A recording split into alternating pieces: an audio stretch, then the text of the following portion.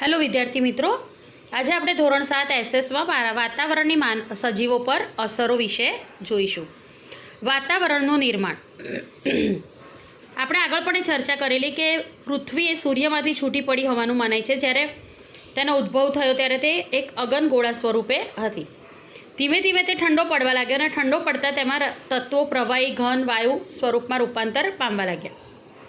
આ ઘન સ્વરૂપમાં જે રૂપાંતરણ થયું તેને મૃદાવરણ તરીકે ઓળખે છે. મિત્રો, એ વખતે એવું કલ્પના કરવામાં આવે છે કે ભાઈ ખૂબ ગરમીને કારણે બાષ્પ બનતી હતી અને વરસાદ પડતો હતો. વરસાદ પડે એટલે કેવું, આપણે મમ્મી ઘરમાં રોટલી બનાવીને લોઢી ગરમ મૂકી હોય તો તમે પાણીના છાંટા નાખો તો છમ્મ કરીને વરાળ થઈને પાણી ઉડી જાય.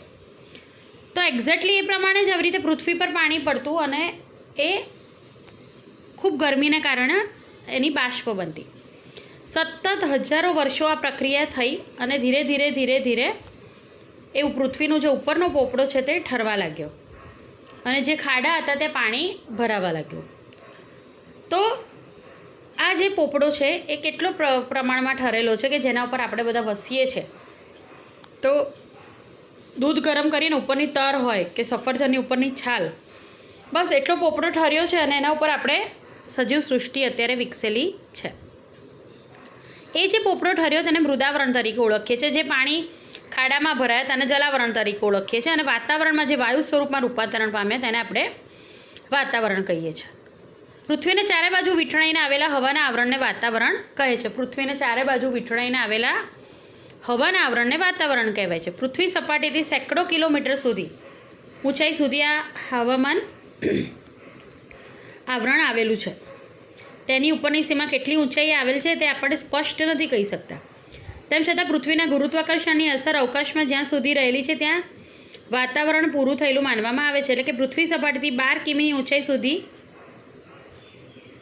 વાતાવરણના પડમાં 99% જેટલી હવા સમાયેલી છે. એટલે કે પૃથ્વી સપાટીથી 32 કિમી સુધી વાતાવરણના પડમાં હવા જોવા મળે છે. ઘણા કે 1600 કિમી સુધી, ઘણા 800 કિમી, 400 કિમી, પણ પૃથ્વી સપાટીથી 32 કિમી સુધી 99% જેટલી હવા આવી જાય છે. પૃથ્વી સપાટીની જેમ જેમ ઊંચે જઈએ તેમ હવા પાતળી થતી જાય છે. મિત્રો, તમને વાયુઓનું પ્રમાણ ટકાવારી પ્રમાણે દર્શાવ્યું છે કે બ્લુ કલર છે જે નાઇટ્રોજન 78.03%, રેડ છે ઓક્સિજન 20.99, ડાર્ક રેડ છે, પછી લાઇટ રેડ છે ઓર્ગોન છે 0.94, બ્લેક છે આખો એ કાર્બન ડાયોક્સાઇડ 0.03 અને અન્ય વાયુ ગ્રીન કલર છે તે કાર્બન ડાયોક્સાઇડ ને બ્લેક છે અન્ય વાયુઓ 0.01. તો વાતાવરણની વિના પૃથ્વી પર જીવસૃષ્ટિનું અસ્તિત્વ શક્ય નથી. વાતાવરણ વાયુ, પ્રવાહી, ઘન તત્વોનું બનેલું છે. તેમાં રહેલા ઓક્સિજન, નાઇટ્રોજન વાયુઓ જીવસૃષ્ટિ માટે અગત્યના છે. આપણને એમ થાય કે ભગવાને ઓક્સિજન આટલો બધો ઉપયોગી છે તો નાઇટ્રોજન કેમ વધારે આપ્યો છે? તે પણ બધું બેલેન્સમાં આપેલું છે.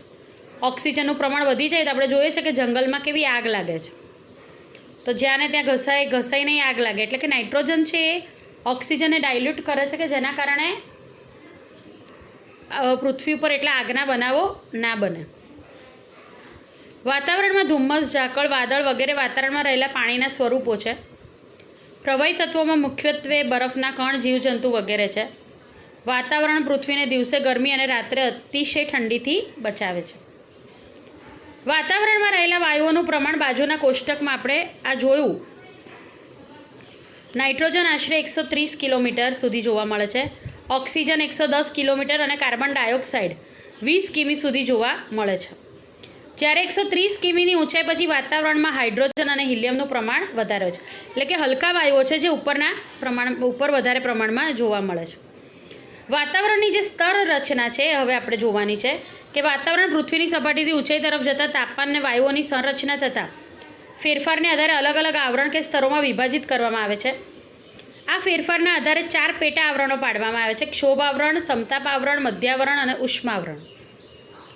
સૌપ્રથમ આપણે ક્ષોભ આવરણ વિશે જોઈએ કે પૃથ્વીને વીંટળાઈને આવેલા આવરણના પ્રથમ આવરણને ક્ષોભ આવરણ કહે છે.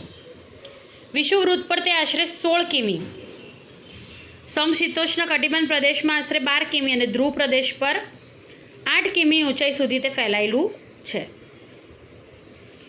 ઋતુઓ મુજબ તેમાં ફેરફાર થતા રહે છે.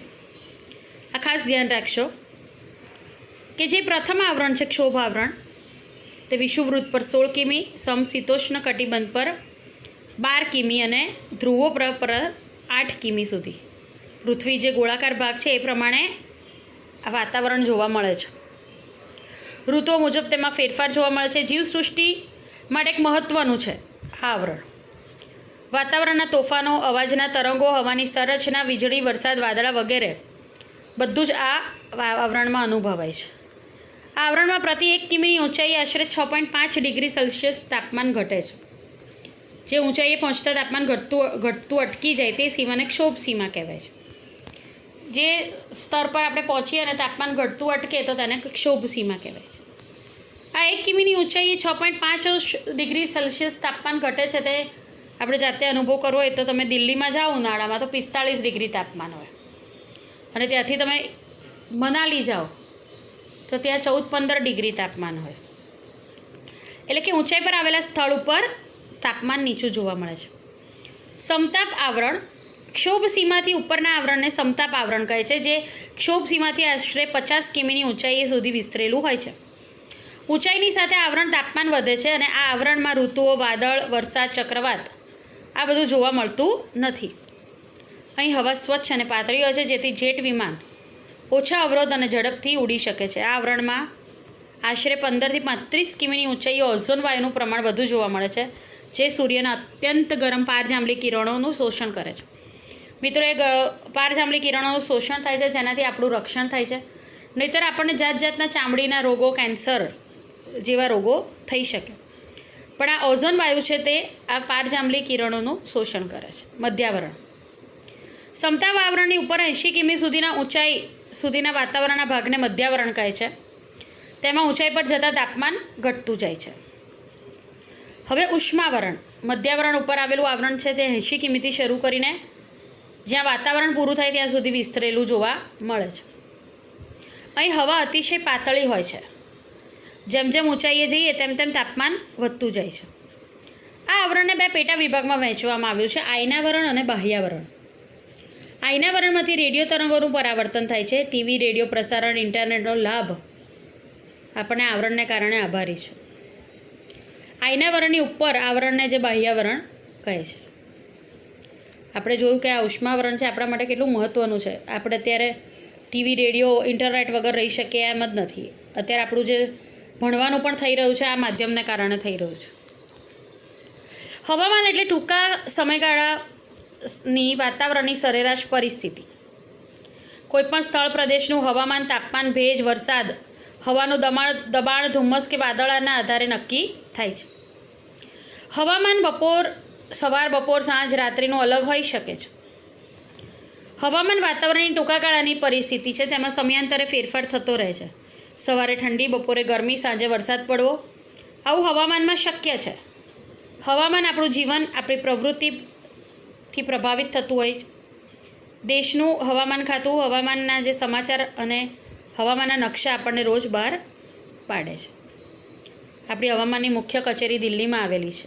તેને IMD તરીકે ઓળખાય છે. ભારતના જુદા જુદા 101 સ્થળો પર આ અવલોકન કેન્દ્રો ભારત એન્ટાર્કટિકામાં આવેલા છે. 4 પ્રાદેશિક કેન્દ્રો જે મુંબઈ, કલકત્તા, નાગપુર અને પુણેમાં આવેલા છે. હવે પછીની માહિતી આપણે નેક્સ્ટ વિડીયોમાં જોઈશું. આભાર.